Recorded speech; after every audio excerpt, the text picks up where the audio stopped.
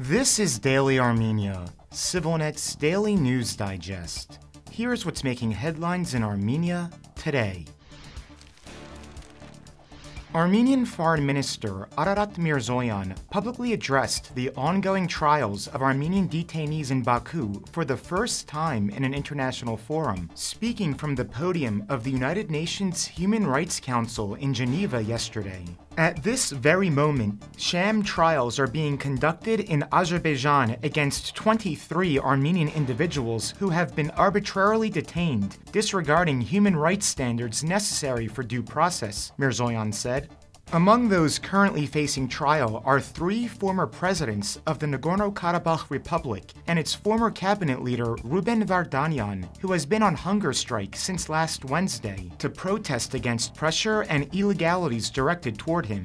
Azerbaijan detained these individuals in September 2023 amid the ethnic cleansing of the region's remaining 100,000 residents. Baku has since brought numerous serious charges against them, including terrorism and separatism. Mirzoyan also addressed prospects for peace, once again raising concerns about Azerbaijan's territorial claims against Armenia. Statements from our eastern neighbor continue to question Armenia's territorial integrity, despite mutual recognition of borders based on the 1991 Alma-Ata Declaration, which, among other things, reaffirmed that the administrative boundaries of the Armenian and Azerbaijani Soviet republics are the international borders of our independent countries. Mirzoyan reiterated that Armenia has sent proposals to Baku regarding both the normalization deal and the opening of transit routes with mutual arms control. However, Azerbaijan has not responded for months, he added. Armenian officials have begun speaking out about the prisoner issue after a long silence on the matter,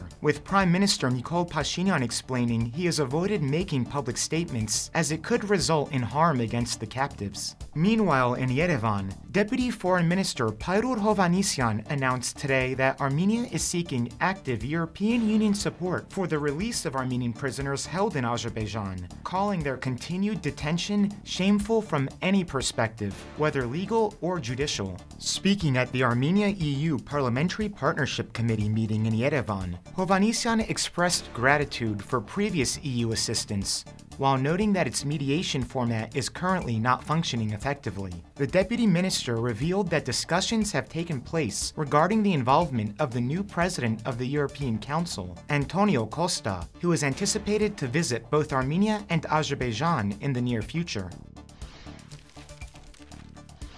The Yerevan municipality has awarded the long-awaited completion of the city's iconic Cascade complex to local developer GTB, City Hall told CivilNet yesterday. The winning bid includes a substantial $52 million investment set to finally realize architect Alexander Tamanyan's vision after decades of the landmark remaining unfinished.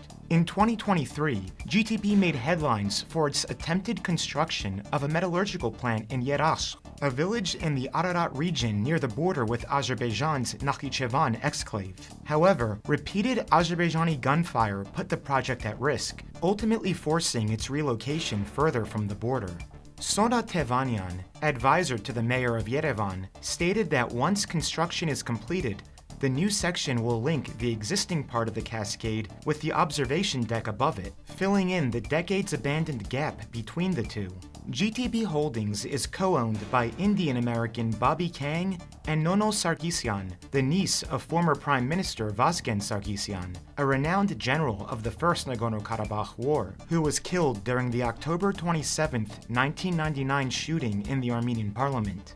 The reconstruction will follow designs created by French company Wilmot and Associates Architects, with urban planning documents expected by the end of this year. Mayor Tigran Avinian announced that the agreement includes allocating adjacent land to the investor for additional development purposes. Watch our new interview with Larisa Hovanesyan, the founder of the education nonprofit Teach for Armenia, to explore the organization's efforts to deliver quality education in the country's remote and underserved communities. Hovanesyan shares insights on the unique challenges facing rural schools, the government's ongoing education reforms, and the gaps between the current system and the skills needed for the modern Armenian economy. Find a link to the broadcast in this video's description.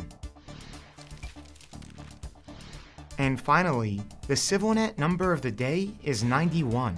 That was the Armenian basketball team's score over Albania's 70 points at last week's 2027 World Cup pre-qualifier match away in Tirana. Team Armenia maintained dominance throughout the match, with Texas native Chris Jones as the lead scorer with 31 points. Other standouts include Armenian-American Andrei Mkrtchyan-Spait with 22 points and Yerevan's own Albert Tatevosyan with 15. While undefeated Austria will be moving on to the second round of the qualifiers from this group, Armenia continues to raise its profile on the international basketball stage.